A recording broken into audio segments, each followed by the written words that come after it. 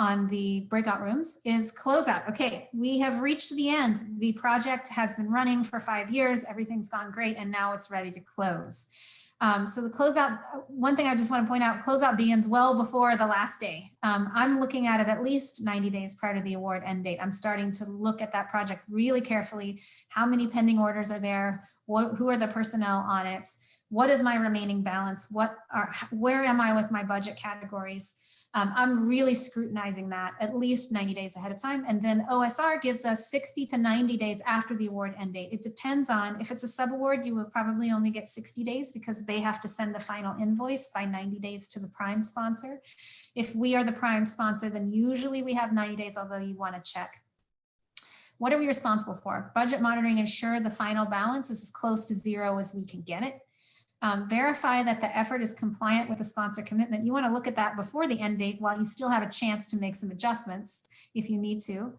Notify the PI and the lab manager of the final end date and let them know that no new expenses past that date can be posted. So you can initiate something that pays out after the end date as long as you initiate it during the project period. But once the project period ends, you cannot initiate any new orders at all. And then you want to be working with your PI to identify the alternate sources of support for any of the personnel, whatever effort is being charged. And then you want to make sure that you're updating those labor schedules before the end date.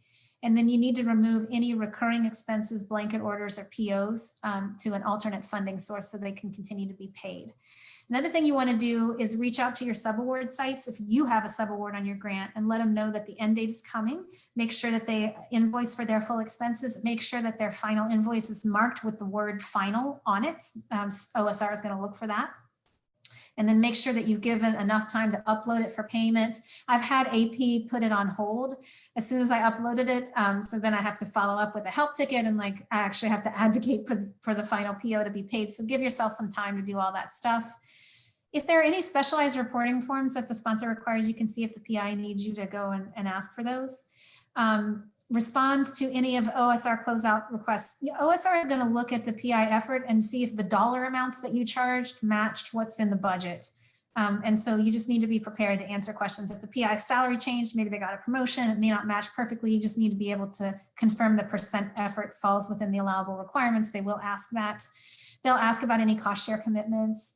They'll sometimes drill down to an expenditure type and say, are you sure that you're allowed to charge this piece of equipment to this project? And so you need to be able to respond to that.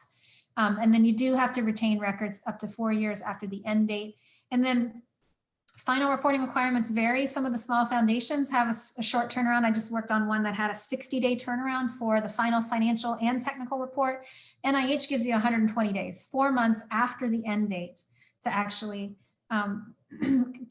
submit that report. So I've got some resources in Closeout. A lot of the Closeout resources are really in the budget monitoring section.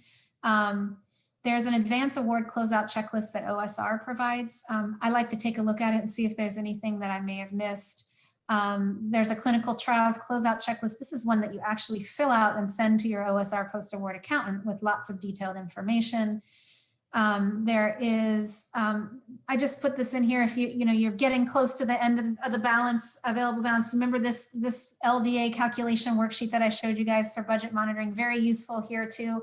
If you've got a couple $100 left and your PI says, yeah, this person was closing out and running final data analysis, then you can put an LDA on there. And I have some info here that I've gotten from OSR about what they're looking for when they're looking to close out an available balance of no greater than $25. Obviously, we want to use all the money if we can, if we have allowable expenses.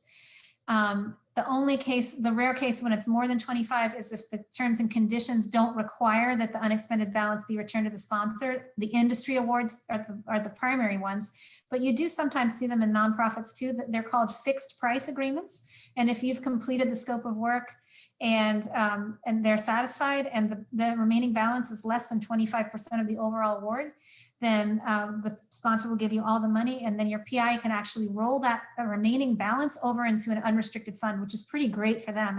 It's tough to get unrestricted funds. So if that's possible and if the scope of work can be completed, that's a great thing to be able to do for your PI. OSR saying don't have an overrun of more than $5. I think they're pretty tough about it. You just have to remove the overdrafts. And there cannot be any hard commitments sitting on the project, positive or negative. So I always go to FFIT and I just check out what's sitting on there. We talked about removing overdrafts in the budget monitoring section. There's a special expenditure type for that. If it's less than $500, again, this helps Stanford when calculating the F&A rate.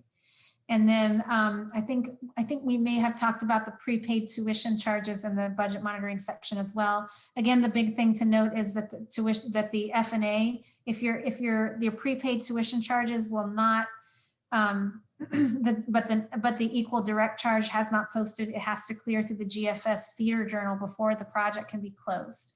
So, keep your eye on that. If you've got a prepaid tuition sitting on a project, you're going to have to do some additional follow-up to make sure you can get that project closed on time.